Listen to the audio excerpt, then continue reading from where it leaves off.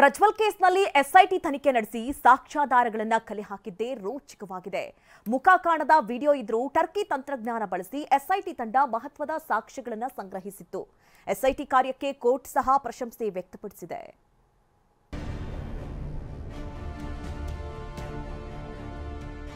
ಪ್ರಜ್ವಲ್ ರೇವಣ್ಣ ಹಾಸನದ ಮಾಜಿ ಸಂಸದ. ರಾಜ್ಯ ರಾಜಕಾರಣದಲ್ಲಿ ಬೆಳೆಯುವ ಕನಸು ಹೊಂದಿದ್ದ ಪ್ರಜ್ವಲ್ ರೇವಣ್ಣಗೆ ರಾಜಕೀಯ ಭವಿಷ್ಯ, ಬೆಂಬಲ ಎಲ್ಲವೂ ಇತ್ತು. ಆದರೆ ಮಾಡಬಾರದನ್ನ ಮಾಡಿ ಜೀವನ ಪೂರ್ತಿ ಜೈಲುವಾಸ ಅನುಭವಿಸುವಂತಾಗಿದೆ. ಹಾಗಾದ್ರೆ ಪ್ರಜ್ವಲ್ ಲಾಕ್ ಆಗಿದ್ದ ಹೇಗೆ? ತನಿಖಾ ಹಂತದಲ್ಲಿ ಪ್ರಜ್ವಲ್ಗೆ ಮುಳುವಾಗಿದ್ದೇನು? ಆ ಇಂಟ್ರೆಸ್ಟಿಂಗ್ ಮಾಹಿತಿಯನ್ನ ತೋರಿಸ್ತೀವಿ ನೋಡಿ. ಪ್ರಜ್ವಲ್ ವಿರುದ್ಧ ಅತ್ಯಾಚಾರ ಪ್ರಕರಣದ ತನಿಖೆ ನಡೆಸಿದ ಎಸ್ಐಟಿ ತಂಡ ಮಹತ್ವದ ದಾಖಲೆಗಳನ್ನ ಕಲೆ ಹಾಕಿತ್ತು, ವಿಡಿಯೋಗಳನ್ನ ಪರಿಶೀಲನೆ ನಡೆಸಿತ್ತು. ಆದ್ರೆ ಪ್ರಜ್ವಲ್ ಮುಖವಿರದ ವಿಡಿಯೋಗಳು ಇದ್ವು. ಇದು ಪ್ರಜ್ವಲ್ನದ್ದೇ ವಿಡಿಯೋ ಅಂತ ಸಾಬೀತು ಮಾಡೋದು ಸವಾಲಾಗಿತ್ತು. ಆಗ ತನಿಖಾ ತಂಡ ಬಳಸಿದ್ದೇ ಟರ್ಕಿ ತಂತ್ರಜ್ಞಾನ.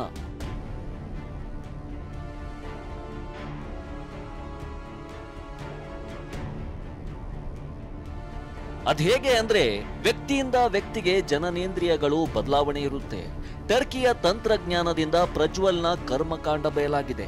ಖಾಸಗಿ ಅಂಗ ಪ್ರಜ್ವಲ್ನದ್ದೇ ಎಂಬುದು ಸಾಬೀತಾಗಿದೆ.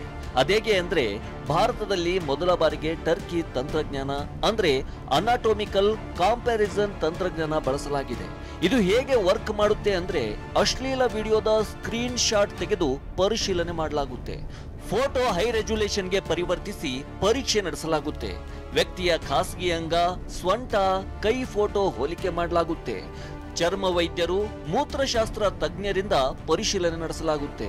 ಫೋಟೋ ವ್ಯಕ್ತಿಗೆ ಹೋಲಿಕೆ ಮಾಡಿ ವಿಡಿಯೋದಲ್ಲಿರುವ ವ್ಯಕ್ತಿ ಪತ್ತೆ ಮಾಡಲಾಗುತ್ತೆ. ಯಾವುದಾದರೂ ಒಂದು ಭಾಗ ಹೋಲಿಕೆ ಆದರೂ ಆರೋಪಿ ಪತ್ತೆಗೆ ಸಹಕಾರಿಯಾಗುತ್ತೆ. ಇದನ್ನೇ ಪ್ರಜ್ವಲ್ ಪ್ರಕರಣದಲ್ಲಿ ಎಸ್ಐಟಿ ಬಳಸಿಕೊಂಡು ಕೋರ್ಟ್ಗೆ ಚಾರ್ಜ್ ಶೀಟ್ನಲ್ಲಿ ಉಲ್ಲೇಖಿಸಿದೆ.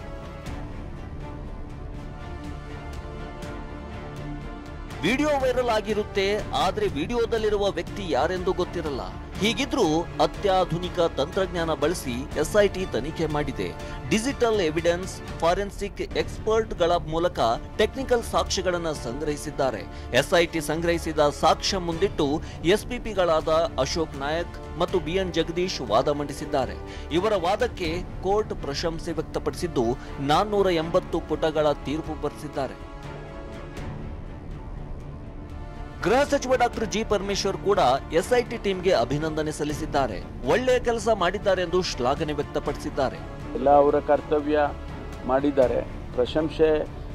ಪ್ರಶಂಸೆ ಮಾಡುತ್ತೆ ಸರ್ಕಾರ, ಇಲಾಖೆಯಲ್ಲಿ ನಾವೆಲ್ಲ ಪ್ರಶಂಸೆ ಮಾಡ್ತೀವಿ.